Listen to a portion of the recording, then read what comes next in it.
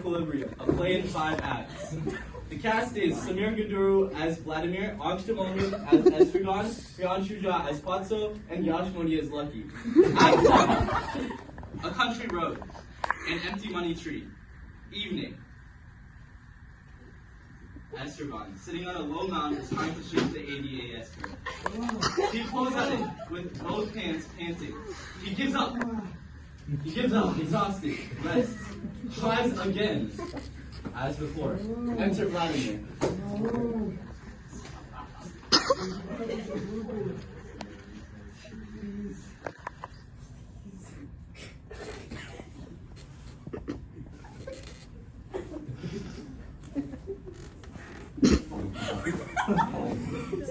Nothing to be done. Growing, not output, not GDP. Everyone's unemployed. Let me embrace you right now.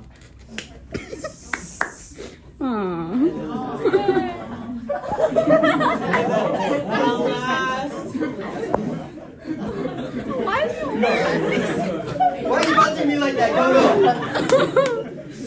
What happened to school?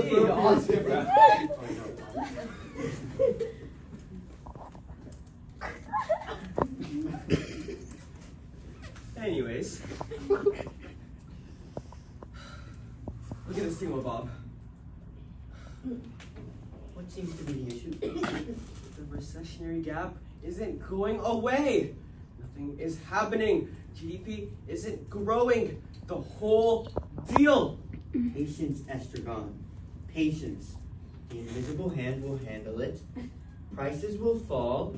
Wages will adjust. And equilibrium will return.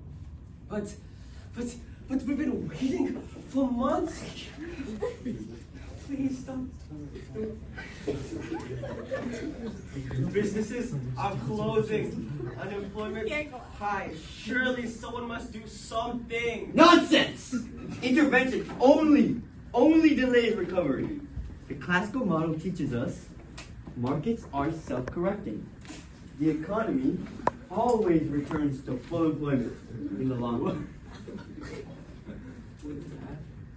All roads lead to equilibrium.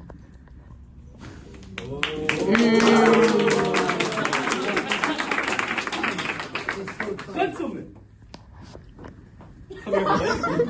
Still waiting for equilibrium? How quaint. Allow me to introduce to you monetary policy. Monetary policy? Monetary policy. The art of steering the economy using the money supply and interest rates. We at the central bank, yes we, manage this to keep inflation stable and unemployment low.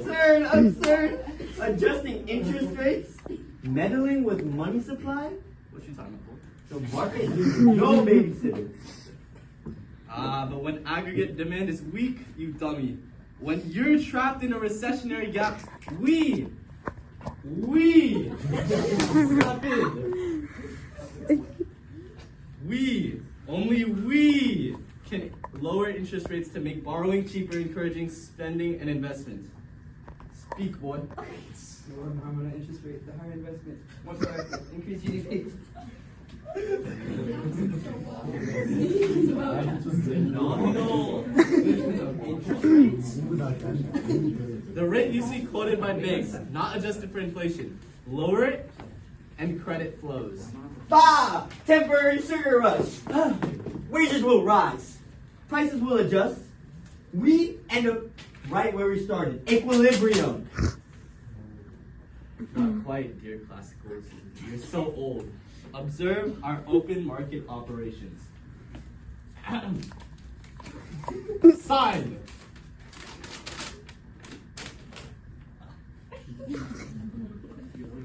Speak. Speak. Oh, shoot. The central bank buys bonds, it injects money into the economy, increasing the money supply. And when it sells bonds, It takes money out, tightening the supply. Exactly. We also adjust the discount rate. the interest rate banks pay when borrowing from us. Lowering it encourages lending.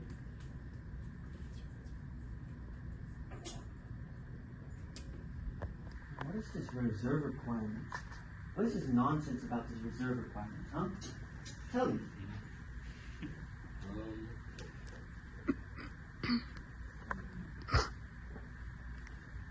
Oh, banks must hold a certain percentage of deposits in reserve. Reduce that requirement and voila! More money can be loaned out. Loans.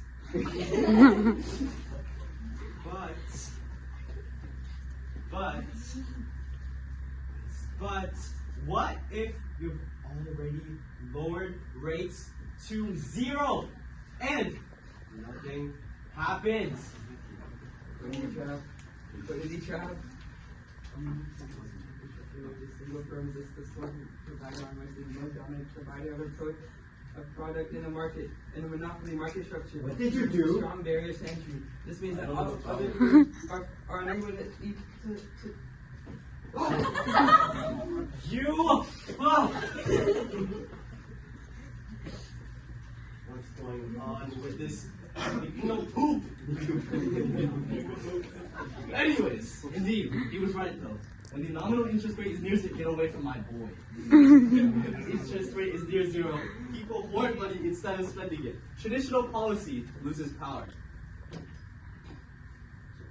Fancy intervention fails. Whoa. That's when we turn to quantitative easing. Quantitative easing? That sounds Expensive! This is economics, isn't it? Isn't everything expensive? But anyways, it is. We buy long-term assets and securities to flood the system with liquidity, hoping to stimulate in spending and raise inflation expectations. So you're just printing money with extra steps. I wouldn't call it that.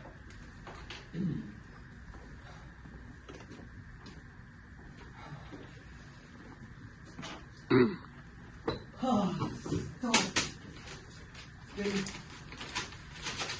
you think that equilibrium will come today?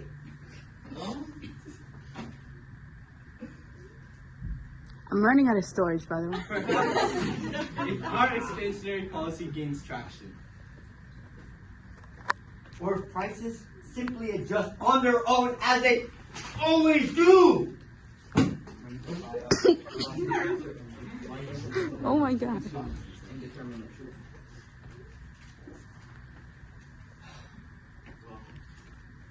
What now? We wait. Nothing to be done, we get it. Let's go.